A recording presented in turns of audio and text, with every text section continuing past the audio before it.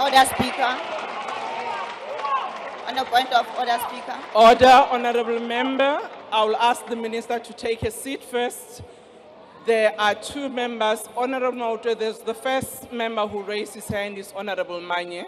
I'll recognize you after him. Thank you. Honorable Manye, what's the point of order? Thank you, Speaker. Speaker, for us as the MK Party, we are asking purely based on the values of Ubuntu that on the 19th of February we're here to listen to the budget speech, which didn't happen. We think that the minister will be within the values and the realm of Ubuntu for him to apologize to this House for making us come here for nothing, and must also apologize to the people of South Africa, which we represent here, that that day did not happen. So we're asking that that apology must happen. And also, Speaker, we also want to ask the minister to take this House into his confidence to say what exactly caused him not to table the budget speech on the 19th. Thank you, Speaker. Thank you, Honorable Maude. Minister, you can take your seat. Minister, you can take your seat. I'll recognize the EFF. Yes, Thank honorable you, member. Speaker. Speaker, I was looking at the time when you sat on that chair. It was exactly 3 minutes past 2. The House sitting is scheduled to start at 2. So, Speaker, you were late. All of us were here. The honorable thing for you to have done was to apologize for coming late and explain why you actually came late. So please, we request you to apologize for coming late and tell the country why you arrived late in this sitting that you have called yourself. Thank you. Thank you, honorable members. We have noted both your requests as well as your comments. I want to remind honorable members that during the sitting on the 19th, which never proceeded to be the sitting, we gave an opportunities for parties to express themselves. Members of the executive were here, the leader of government business were here, and I'm sure the minister in presenting the budget have noted the concerns that have been raised then and have noted the concerns as they have been raised now. And I will leave it to the minister to then deal with the matter. Secondly, Honorable Maude, indeed, we start at 2. Oh, yes, sir? Okay, can you allow me to assist the minister? Let's not do what we usually not do in this House. We have decorum, we respect one another, and we allow the speaker to do what she has to do. Indeed, we were supposed to start at 3. We started, okay. On Wednesdays, we usually start at 3, but today, because of the presentation of the budget, we started 2. We do apologize because there were a bit of, people here on the aisle, which the Sergeant at Arms was trying to remove. I was here before 2 p.m.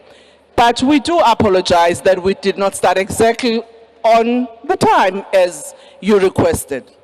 And all of us know that last time we had a not so kind dress rehearsal for a budget which will now be presented, but we are now asking the Minister of Finance.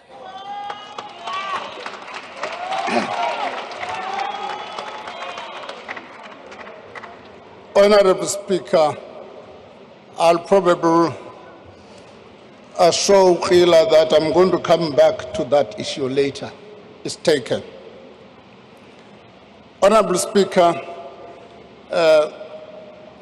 Togo Didiza, Deputy Speaker, Anneli Lottridge, Chairperson of the National Council of Provinces, Refulum Mtsweni Tsipane, Deputy Chairperson of the National Council of Provinces, Les Govender, His Excellency, the President of the Republic of South Africa, Cyril Ramaphosa, Honorable Deputy President Paul Mashatile, Cabinet colleagues, members of the Executive Council for Finance, honorable members, Governor of the South African Reserve Bank, Commissioner of the South African Revenue Service.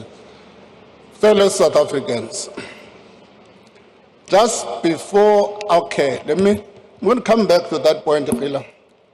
I have the honor to table the following documents before this House.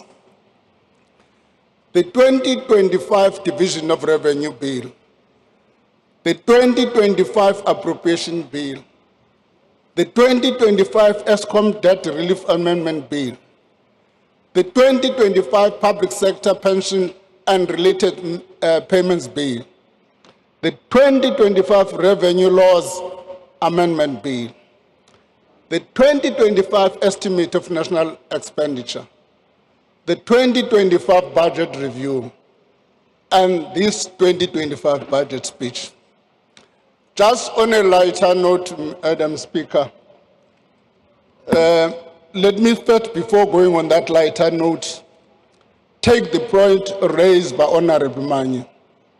And indeed, it was an inconvenience for this Parliament and the people of South Africa. And indeed, we owe this Parliament an apology. And we owe the people of South Africa an apology. No doubt about that. We didn't like the postponement. But on a lighter note, I saw on social media something that said this budget is postponed until my favorite club wins. That is Kaizer Chiefs.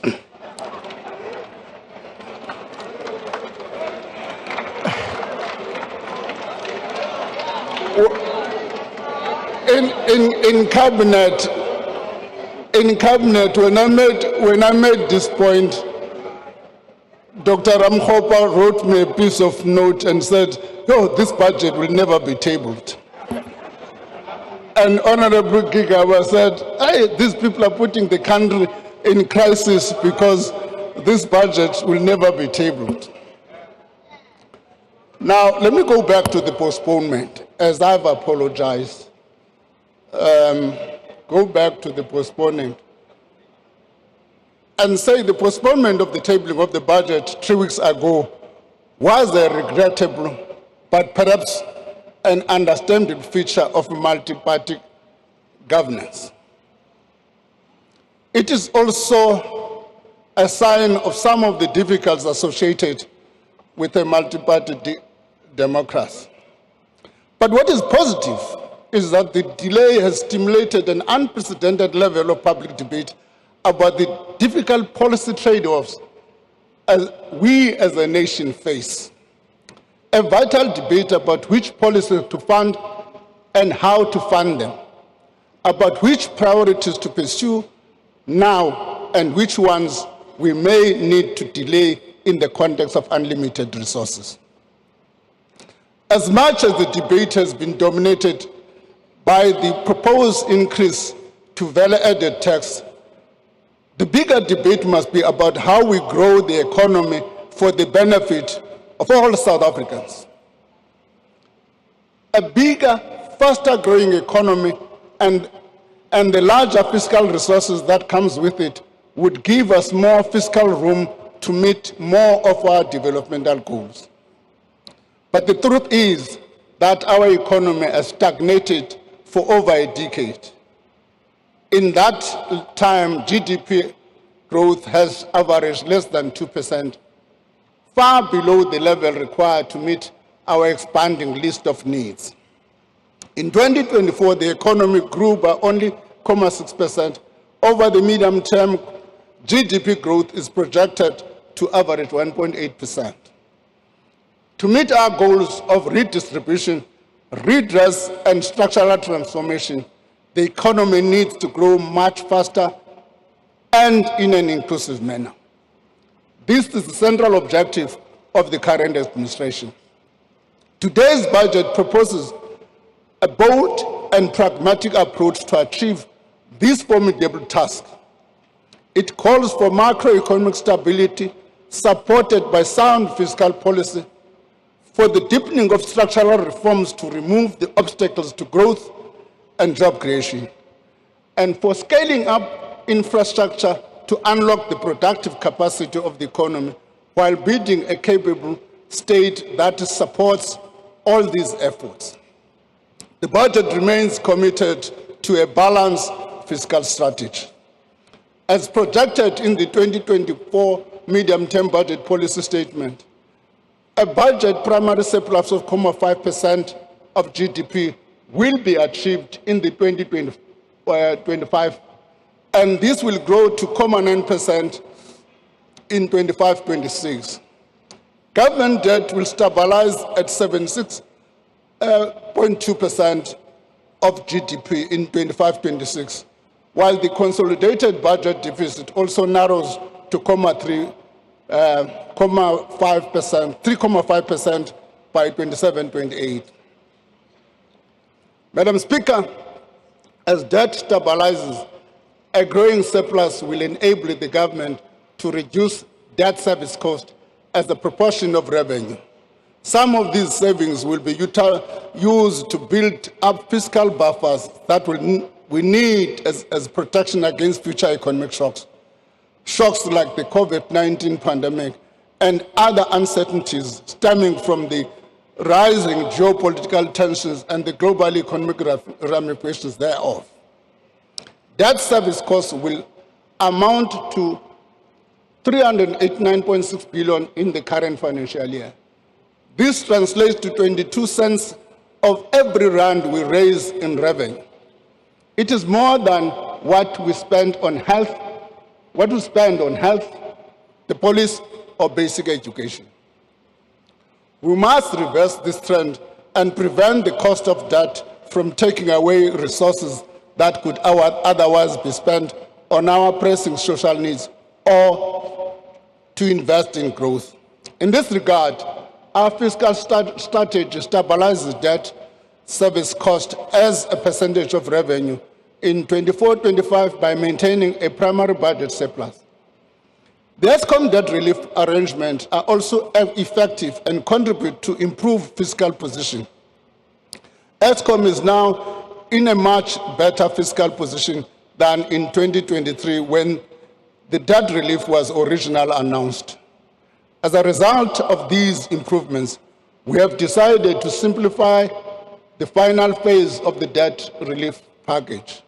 The last 70 billion debt takeover will now be replaced with a 40 billion in 2025-26, 10 billion in 28-29. This will result in a saving for the government of about 20 billion rand. Honorable members, these fiscal improvements are important milestones on our path to fostering a stable macroeconomic environment that is a prerequisite for a higher level of growth that promotes job creation, improve public services, and reduce inequalities. Our strategy to achieve faster growth remains anchored in the following 4 pillars: maintaining macroeconomic stability, implementing structural reforms, improving state capacity, and accelerating infrastructure investment. Maintaining macroeconomic stability inclusive of prudent fiscal policy promotes stable prices, lowers interest rates, and enhances the country's resilience to external shocks. This creates a conducive environment for investment. Implementing structural reforms removes impediments to growth and creates a solid foundation for a higher and sustained economic growth. Madam Speaker, it was out of this realization that economic growth and fiscal stability are mutually reinforcing that Operation Vulindlela was formed as a joint venture between Treasury and the Presidency to fast-track the implementation of the structural reforms. Its objective were to stabilize the supply of electricity, create a competitive and efficient freight logistics system, reduce the cost and improve the equality of digital communication, ensure a stable quality supply of water, reform the visa regime to facilitate skilled immigration and support tourism. Since its establishment in 2020, Operation Vulindlela has made real progress in achieving these objectives. For example, the energy reforms have created 22,500 megawatts pipelines of projects. More than 10,000 megawatts are formally registered with NASA, which is of the last step in the regulatory process. These projects will contribute to reducing power cuts. The freight logistic roadmap was approved. The roadmap allows private sector participation and gives third-party access to any operator without discrimination in accordance with the network statement. The cost of 1.5 gigabyte data bundle has declined by 51%, allowing individuals and small businesses to access more affordable data. The water use license backlog has been cleared, unlocking billions in investment and freeing projects that had stalled because of the backlog. The water quality regulatory system was reinstated for the first time since 2014.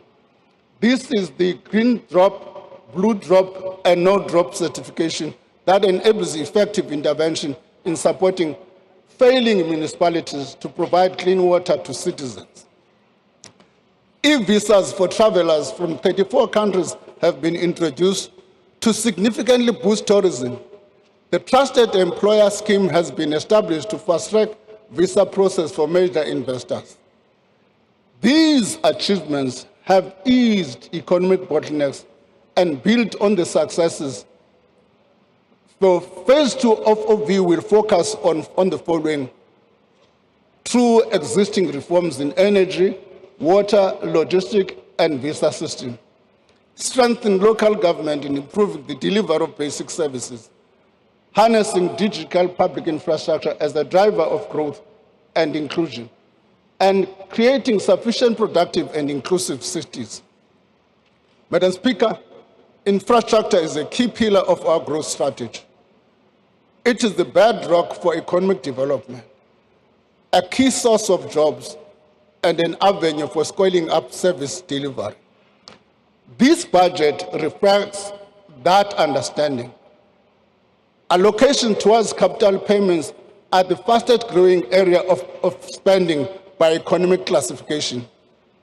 Public infrastructure spending over the next 3 years will amount to more than 1 trillion rand.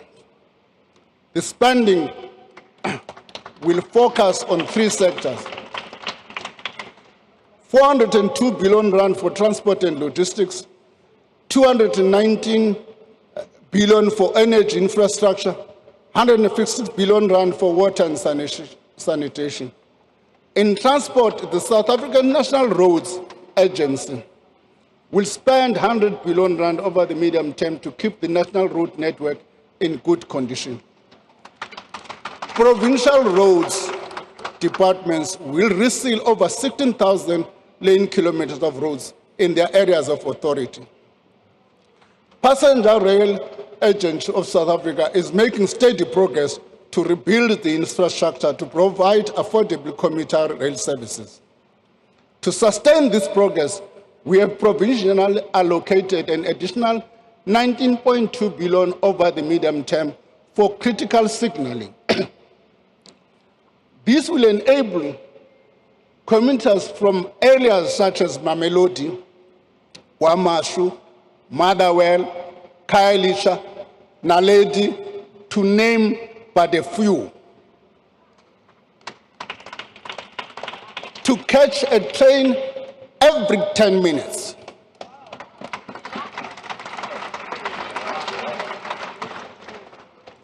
To get to and from work, and significantly reduce the money that lower-income households spend on transport. Let me pause and show an example. Let me pause. The World Bank has produced a report. People tend to be selective when they read the right report. They don't read what they don't like. What that report says is that rand for rand, if you had to compare a worker from South Korea and a worker from South Africa, rand for rand, the South African worker gets lesser disposable income than the South Korea. The explanation is cost of transport. In South Africa, that cost of transport is affected by two things: the spatial dimension, and secondly, the cost of transport. And this investment critically deals with that challenge for poor communities in our areas. I don't know, when somebody said this budget is not proper, what do you mean? This allocation will also allow PRASA to maximum the potential of the 241 new trains delivered through the rolling stock renewal program. Despite the progress made, PRASA procurement system needs strengthening.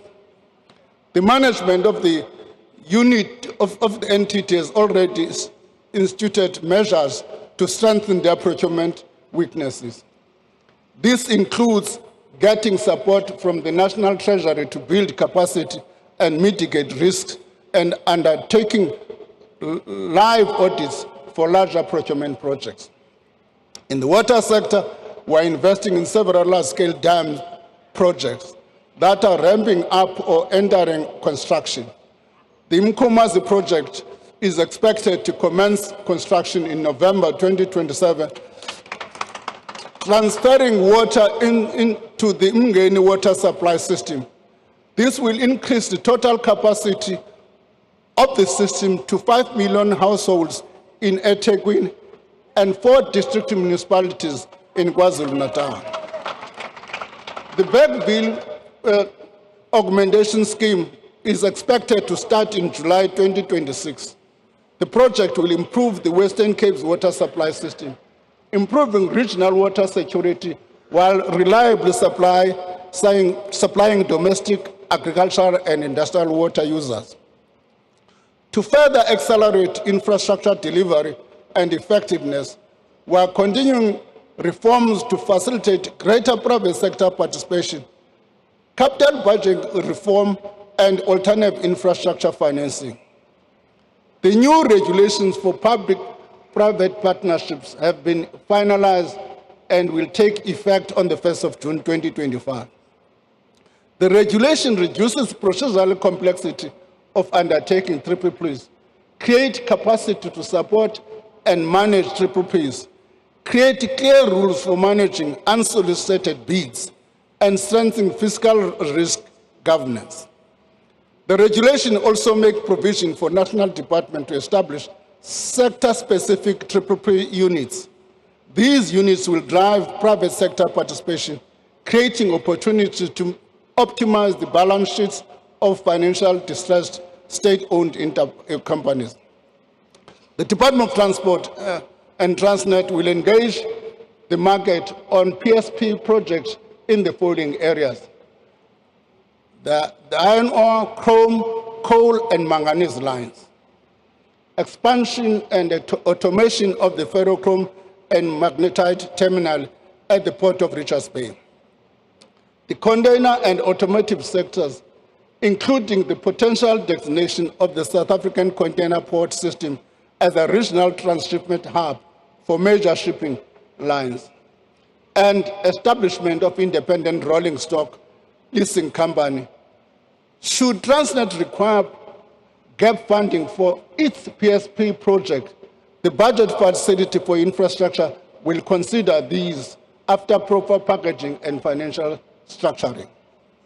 Additional guarantees may also be considered to finance the entity's maturing debt as well as its capital investment program. In the energy sector, the independent transmission program will be launched later this year. A request for information for a multi-line transmission packaging will also be issued by the Independent Power Producer Office in July this year, followed by a request for proposal in November. This will enable the private sector to play a key role in the expansion of the transmission network. Madam Speaker, we have reconfigured the BFI, the budget for infrastructure facility, to run multiple bid windows instead of just one annual window. Earlier this week, we published a call for proposal under the new system. The first window is now open and will close mid-April. The next window will open soon thereafter. Financing decisions to determine the appropriate fiscal mechanism to support projects have also been separated from the evaluation and budget processes. This will facilitate the mobilization of significant private finance and improve allocative efficiency in fiscal support. This includes financing for proposals approved during the special window last year. Lastly, our efforts to diversify the financing structure to support infrastructure are taking shape. A credit guarantee vehicle to mobilize private sector capital by de-risking projects will be launched in 2026.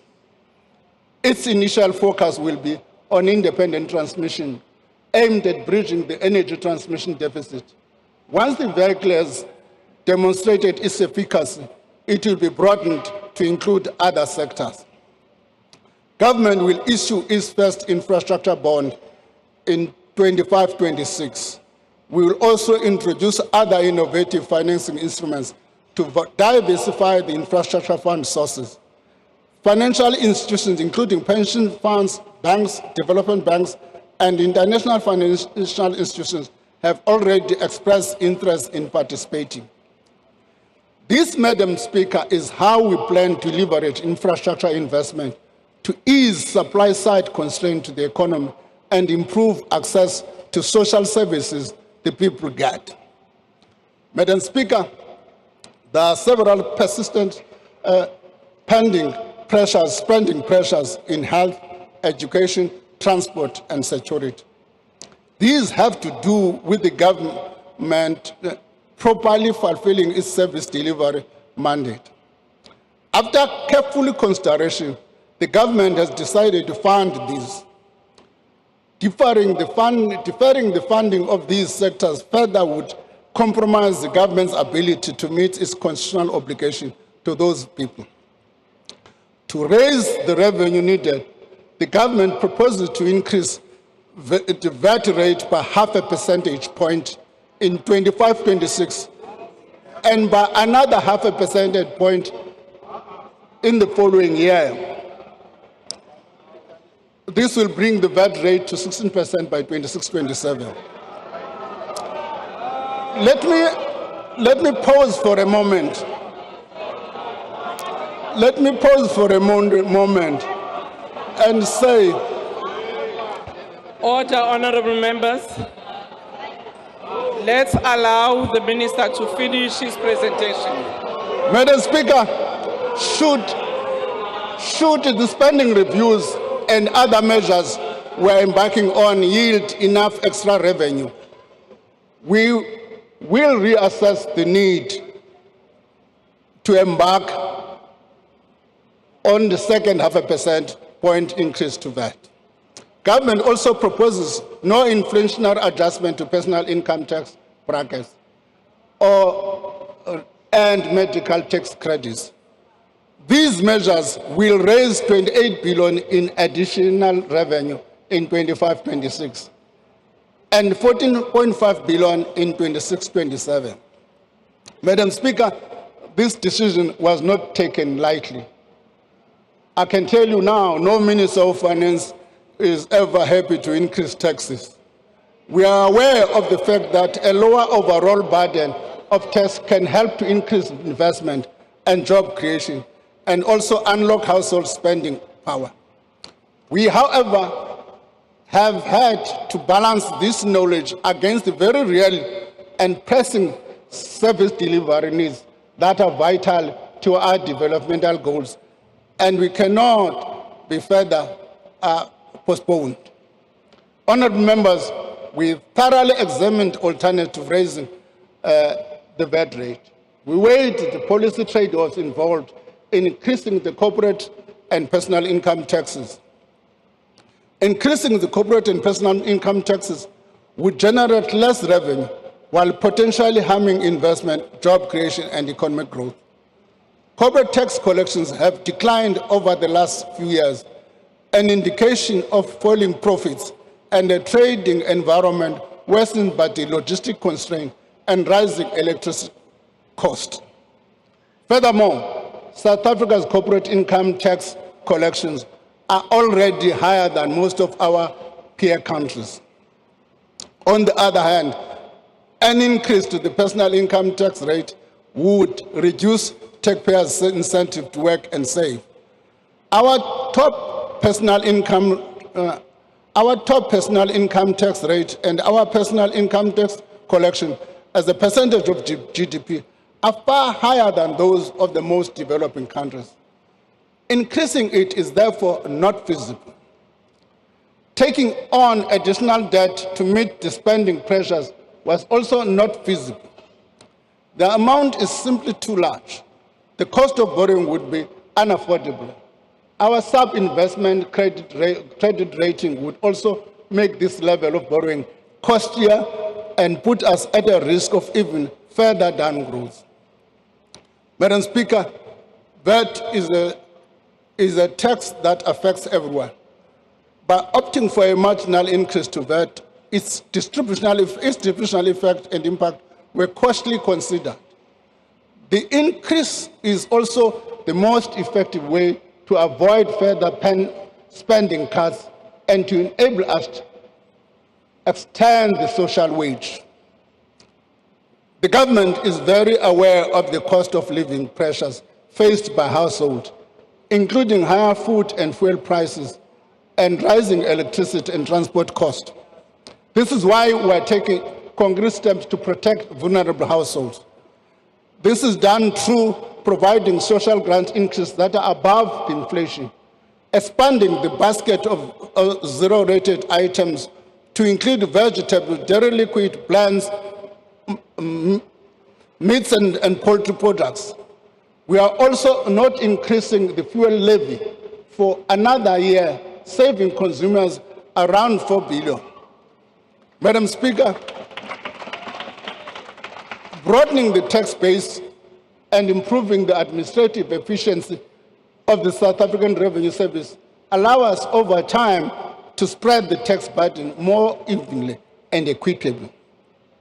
With this in mind, SARS is allocated 3.5 billion in the current financial year and an additional 4.4 billion over the medium term.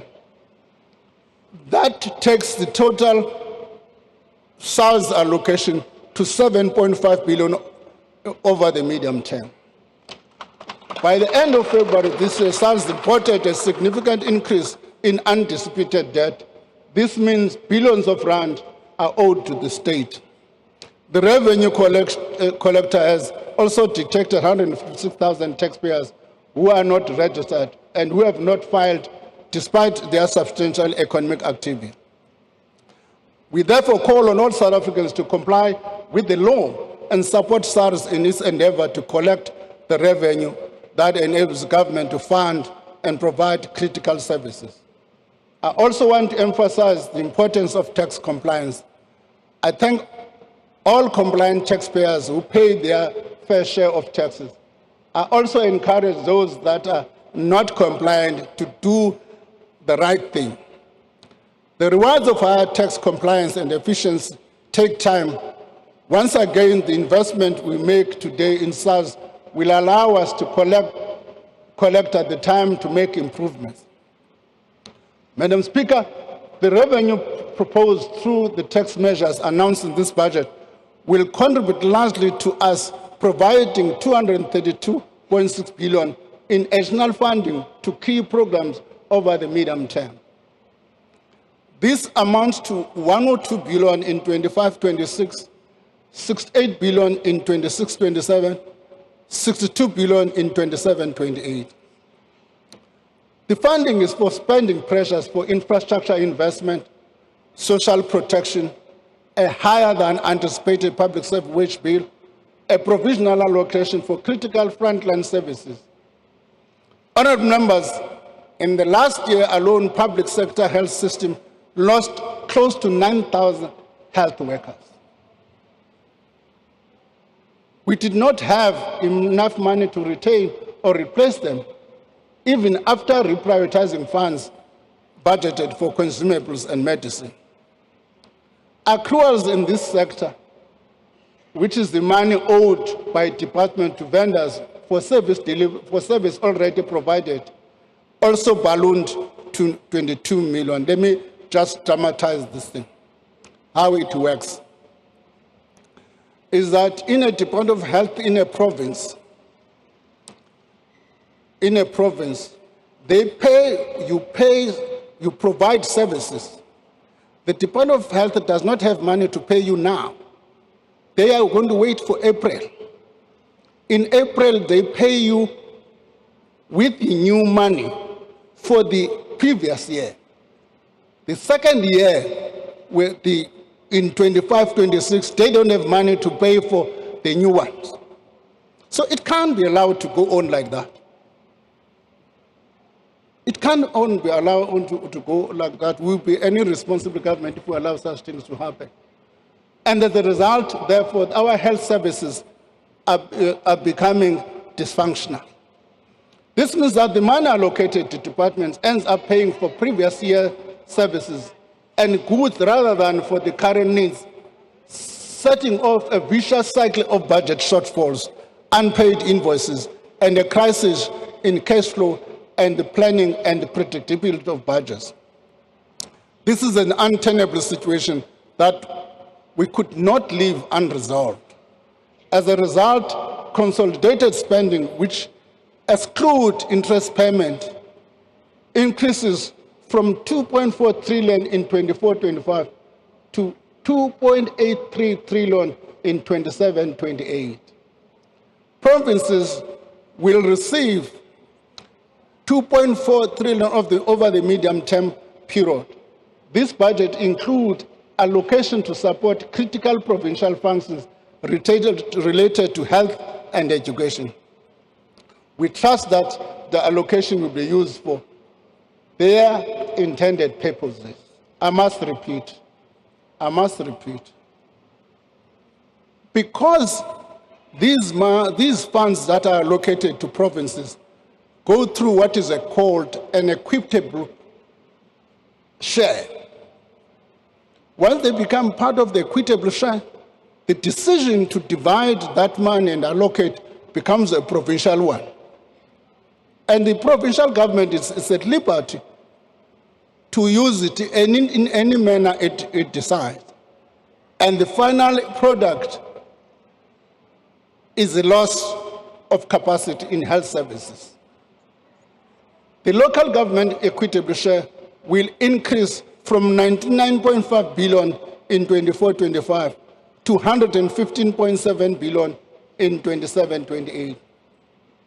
This is to fund increases in the cost of bulk water and electricity costs provided for free to needy households.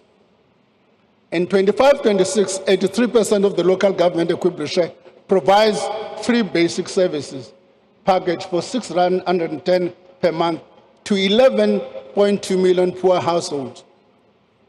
Honourable members, this package of free municipality services continues to be a key tool for reducing poverty and inequality, raising living standards and facilitating access to a greater economic opportunity. Madam Speaker, a 3-year wage agreement has been reached, although the agreement exceeds the 2024 budget. In the medium-term budget policy statement projections, its duration reduces uncertainty in the budget planning. This agreement will cost an additional 7.3 billion in 25-26, 7.8 in 26-27, and 8.2 billion in 27-28. These are the companies that are outside matching for me. An amount of 11 billion rand provisionally allocated for the next 2 fiscal years for the early retirement initiative, whose intention is to attract younger employees into the public service. Preliminary savings are expected to average 7.1 billion per year over the medium term, long term. The savings will be retained by the departments.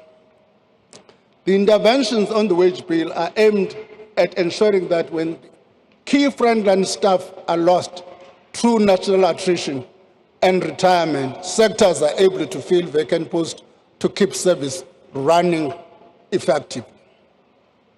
Paying salaries constitutes 76% of the provincial education department. This means that only 24 rand out of every 100 rand of their budget is left for funding school infrastructure, meals for learners from poor backgrounds, and stationery and textbook, among other things. Our learner-teacher ratios remain higher than we would like, meaning that we still need more teachers in classroom. To prevent compensation of employees from crowding out other equally important areas of spending, 19.1 billion is added over the medium term to keep approximately 11,000 teachers in the classroom. The foundation to building in the next generation of citizens who contribute economically and socially to this great nation is early childhood development. Despite this, the subsidy for early childhood development has not increased from 2019 level of 17 rand per day per child. To remedy this, an amount of 10 billion over the medium term is allocated to increase subsidy to 24 rand per day per child. The extra funding will also support increased access to ECD for approximately 700,000 more children up to the age of 4 years old. Health spending will grow from 277 billion in 24-25 to 329 billion in 27-28 to support equitable provision of public health services, including free primary health care services. Like in provincial education, a significant portion of provincial health budget is spent on salaries and wages. 28.9 billion is added to the health budget, mainly to keep about 9,300 healthcare workers in our hospitals and clinics. It's also be used to employ the 800 post-community service doctors and to ensure that our pharmacists do not run out of medicine. Honorable members, social grants are allocated 284.7 billion rand in 25-26. This allows us to increase the old age grant, disability grant by 130 rand. Now let me tell you a story. I was working here in Waterfront. An old man comes to me and he says, "Thanks for the 150, but the 150 now is gone." He said, "But I don't need VAT." Now, because of the reduction in the VAT, I had to reduce the 150 to 130. The child support grant by 30 rand. The foster care grant by 70 rand. The COVID-19 social relief in its current form will be extended by a year to March 2026. 35.52 billion rand is allocated for this purpose. Let me correct a myth here. A myth that suggests that I'm trying to pose as two alternatives is either VAT or SRD. Didn't say that. What I did say is that the SRD has been a temporary grant. We have been debating to find a funding source for it so that it should not continue to crowd other spending. What we are attempting to do is to stabilize exactly that, to make sure that this grant is not only sustained, but it also does not crowd out other spending. We go on in this speech and in the previous one that leaked. Same sentence. As announced by the President in the State of the Nation Address, the SRD will be used as a basis for the introduction of sustainable form of income support for unemployed people. The future form and nature of the SRD will be informed by the outcome of the review of the active labor market policy programs. This is expected to be completed by September 2025. Madam Speaker, nearly 28 million beneficiaries will access social grants. The truth is that it is one of the most comprehensive social safety net among emerging economies. This reflects our commitment to addressing poverty and inequality while keeping our spending sustainable. In this budget, we have also made a provision to replenish the funding for our security functions and peacekeeping commitments. 9.4 billion is allocated to fund the Defence Force and correctional services.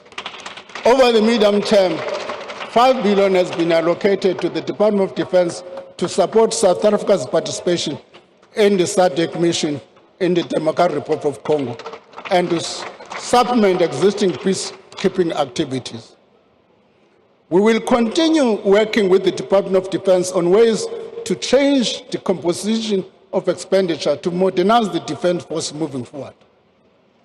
Madam Speaker, combating financial crimes and corruption is essential to protecting the integrity of our economy and the institutions that foster stability and social well-being. Funds are allocated for enhancing the financial forensic and accounting capabilities in our law enforcement institutions, further strengthening our ability to detect and prosecute complex economic crimes. These efforts address recommendations from the Financial Action Task Force and the State Capital Commission, ensuring that we continue to fight money laundering and the financing of terrorism with urgency and precision. There are remaining issues that require work during the year, which may require funding later in the year. These include infrastructure projects in the BFI, the rolling stock fleet renewal program, accommodating population changes that impact on provincial equitable share, in particular the 3 provinces, strengthening capability in the Office of the Chief Justice, Statistics South Africa and the South African Revenue Service were already attending to it. An issue which has been raised is also the issue of political funding and infrastructure provision for real houses. Madam Speaker, our ability to deliver public service depends on having a competent, capable, and ethical state. Delivering a reliable and sustainable core services is a priority for this government. Our focus must remain on more effective and efficient service delivery and proper combination between personnel expenditure, operating costs, and the maintenance of physical facilities and assets, supported by professional and efficient administration. For over a decade, budgets have been trimmed across the board. While these measures have helped maintain fiscal discipline, they have often been implemented without a thorough interrogation of whether the funds we allocate truly support our national priorities. We must acknowledge that over time, budgets tend to grow incrementally, often carrying forward historical allocations without necessarily reflecting the evolving needs of our country. This approach has led to inefficiencies, misalignment, duplication, and in some cases, the continued funding of programs that do not yield the intended impact. We recognize the urgent need to address this. We are not deaf to the public concerns about wasteful and inefficient expenditure. We know that we must earn the taxpayers' trust every day by spending public money with care and ensuring that every rand collected is spent on its intended purpose. Since 2013, as part of the ongoing evaluation of the operation of government, national treasurers and provincial treasurers have undertaken 240 spending reviews. These reviews range from a number of things such as officer accommodation, fleet management, and so on. However, we have agreed, out of a long discussion with colleagues in government, including the President, that we need to focus on this area of spending reviews. And as such, change the institutional arrangements that we have, and locate the spending reviews in the President's office.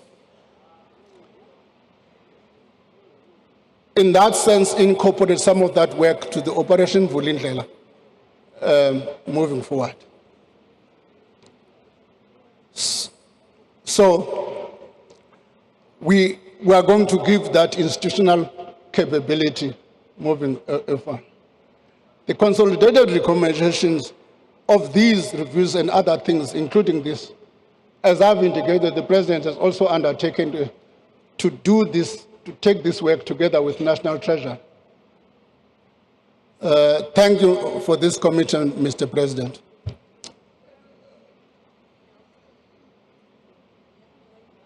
As the National Treasury, we are ready to take the lead to improve effectiveness and efficiency of spending. We will, together with the President, undertake an audit of ghost workers, starting within in national and provincial departments. Use the ongoing detailed review of labor market activity provision and public employment program to consolidate and rationalize to reduce duplications and improve operational efficiency across more than 100 active labor market programs in over 20 public institutions. The recommendation of this review will also be presented to Cabinet in due course. The entire public employment ecosystem. The aim of this review is Treasury will implement a significant changes to the budget process by reassessing the initial assumptions informing budget allocations with a view to creating room for improving spending. Madam Speaker, these reviews go beyond mere cost-cutting measures. They are allowed to systematically assess whether public expenditure is effectively aligned with the priorities of the government and whether it delivers the best possible value for money and impact for the people of South Africa while keeping us on the path of fiscal sustainability. These initiatives will give impetus to the slow implementation of the recommendation of the spending review. I call on ministers, MECs, DGs, HODs, and every official responsible for public funds to embrace these efforts and play their part.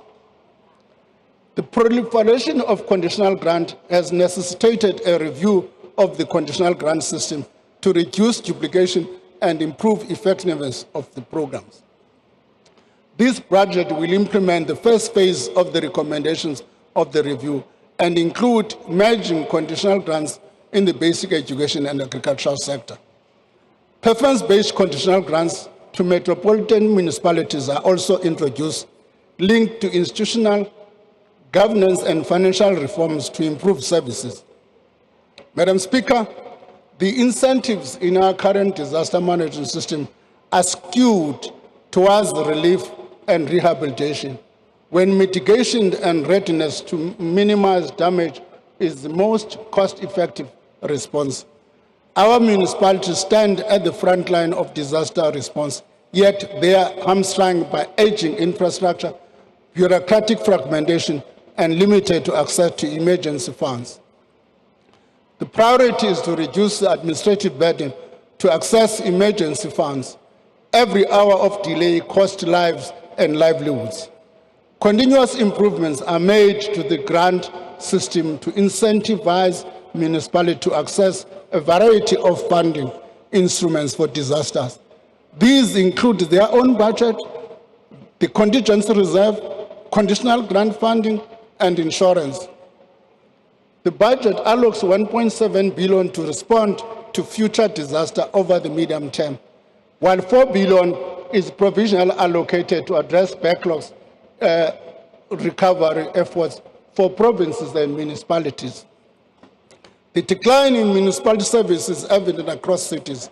Towns and rural villages highlights the systematic challenges faced by this varying group of municipalities. As outlined by the President in his State of the Nation address, phase 2 of Operation Vulindlela, the institutional structure of local government will be reviewed through the updating of the White Paper of Local Government. In line with the Constitution, the principle of funds follow functions. The review of local government fiscal framework will examine how to appropriately finance local government relative to their functions and their form. Reforms to the revenue-generating service of local government, namely water and sanitation and electricity and refuse removal, are underway. So, the 8 metropolitan municipalities have met the minimum requirement for participation in the Financial Performance Incentive Grant, the Urban Development Financing Grant. Further allocations in the grant are dependent on municipalities meeting specific targets related sets out in their performance improvement action plans. For 25-26, this includes critical institutional governance and management changes to creating an enabling environment for local term investment infrastructure. By ring-fencing the revenues from these services and running operating surpluses, these business units can generate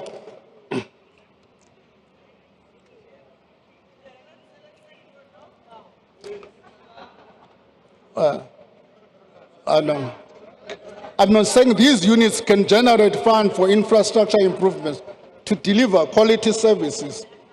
Madam Speaker, in conclusion, allow me to reiterate that through the policy choices we have made and the carefully targeted allocations we are proposing, the public institution should be in a better position to continue delivering much needed services. This budget reflects our collective efforts to chart a path through difficult times to prosperity. It represents a vision of future and realistic assessment of the present, as well as the options available to us right now. This vision can only be achieved by making difficult but considered policy choices, choices that weigh up trade-offs and commit to a way forward. Honourable members, this budget is the product of a combined and careful consideration of the Cabinet of the Government of National Unity. Despite some minor disagreements, I must confess, that has done the difficult and necessary work of assessing the alternatives open to us at the current conjuncture in our growth journey. Honourable members, this budget is also a proposal to you as Parliament that has been democratically elected to represent the aspirations and interests of South Africans by confronting the difficult choices needed to move our country forward. It is in this spirit that I draw to the words of the Pan-African leader Amal Kabar, who advises us, always bear in mind that the people are not fighting for ideas, but for things for things in anyone's mind. Order, They are honourable fighting members. to win Order. material benefits, to live better and in peace, and to see their lives go forward to guarantee the future of their children. The policy choices proposed here are about achieving these material benefits. They are about moving South Africa and all South Africans forward into a better, more prosperous and equitable future. Speaker, as I close, allow me to express my deepest gratitude to the President and Deputy President for their counsel, their support, and for their leadership, in particular in this difficult budget. Thank you also to the Deputy Ministers of Finance and the excellent National Treasury team led by the Director General. Thank you to the Commissioner for the South African Revenue Services and the Governor of the South African Reserve Bank for their astute stewardship of these two key institutions. Thank you to my Cabinet colleagues, the Ministers' Committee in the Budget, and the Budget Council, who share the heavy load of the tough decisions that must make to maintain this sustainability of our public finances. To the Parliamentary Standing Committees of Finance, Appropriation and Public Account, I expect my sincere appreciation. And of course, out of this threat, without the support of my wife and my family, it would not have been as easy as, it would have been as difficult as. It was through the support from Mom Chawe that I've been able to withstand all this challenge.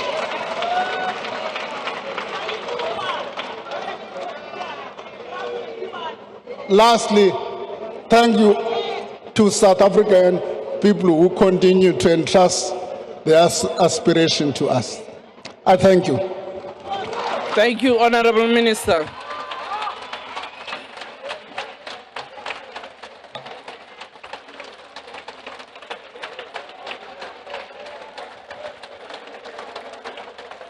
Thank you. Can I allow members to take their seats?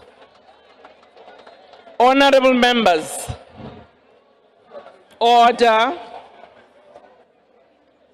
We have now heard the minister tabling the executive statement, which is a budget. It is tabled here in the House. Now the task is for you as Parliament to then reflect on this budget through the relevant committees. The papers tabled, order. Order, Honorable Matabe, you have a point of order. Thank you. Honorable members, order. Order. Honorable members, just ignore the people that are going out. Allow me to address you. You have now heard the budget tabled. Order. Honorable members, you will have your chance to address the media as you go out. But for now, just listen. The budget has been tabled. It is now going to be referred to relevant committees to interact with the budget, which allows you an opportunity as public representatives to engage with this executive statement. And it will then come back for debate in this very House, where you will express your views. For now, the House is adjourned, and we thank the Minister for the budget. I request members to stand. Order. I request members to stand and wait for the presiding officer and the maids to leave the chamber. That concludes the business of the meeting. John.